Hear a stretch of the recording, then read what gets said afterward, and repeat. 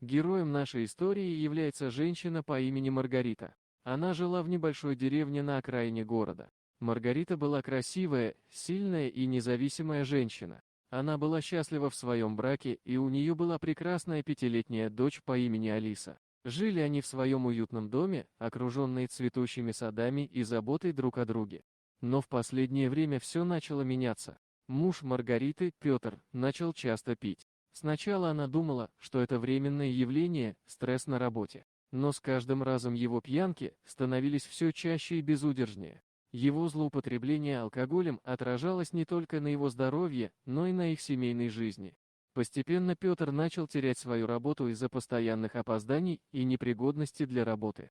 Он стал агрессивным и нервным, постоянно причиняя боль и страдания Маргарите. Он изменял ей, безжалостно нарушая свои супружеские обязательства.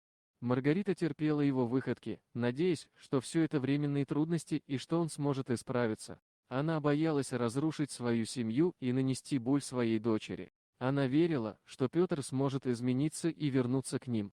Однако однажды случился переломный момент в их жизни. После очередной ночи пьянки, Петр вернулся домой с воплями и криками. Он пришел в ярость и начал кричать на Маргариту. Вскоре его ярость превратилась в насилие, и он вытолкнул ее за дверь и начал бить. Алиса, пятилетняя девочка, наблюдала за всем этим ужасом. Она стояла в углу комнаты, испуганная, и слезы текли по ее щекам. Она была свидетелем боли и страдания своей матери. В ее глазах отражался страх и непонимание происходящего. Внезапно, как из ниоткуда, в лесу, окружающем деревню, появился волк. Огромный и мощный, он проник во двор Маргариты. Волк зарычал, показывая свои острые зубы, и спугнул Петра. Он отступил, испуганный и неуверенный, и волк исчез в лесу.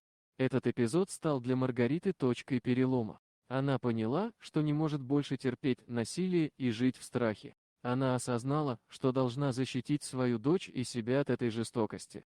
Маргарита решила, что достаточно мучений, и она не сможет жить с таким человеком, который не уважает и не любит ее. Они развелись, и Маргарита начала новую жизнь. Она нашла работу, чтобы обеспечить себя и свою дочь. Она стала сильнее и увереннее в себе. Маргарита нашла поддержку и солидарность в своих друзьях и соседях, которые помогли ей пережить этот трудный период. Время прошло, и Маргарита и Алиса снова нашли счастье в своей жизни. Они стали независимыми и свободными, обрели мир и безопасность. Это история о Маргарите, о женщине, которая смогла преодолеть трудности и насилие, чтобы обеспечить себе и своей дочери безопасность и счастье. Она нашла в себе силы вернуться к жизни и сделать выбор в пользу себя и будущего своей семьи. Маргарита стала примером для других женщин, заполнив свою судьбу смелостью и решимостью.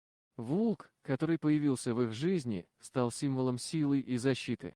Он помог Маргарите осознать, что она заслуживает лучшей жизни и что она способна на многое. История Маргариты показывает, что любая женщина может стать героем своей собственной истории, независимо от трудностей, с которыми она сталкивается. Маргарита нашла силы и смелость внутри себя, чтобы изменить свою жизнь, и эта история должна вдохновить всех нас быть сильными и бороться за справедливость и свободу. Вот такая удивительная история. А что вы думаете по поводу данной истории? Делитесь своим мнением в комментариях.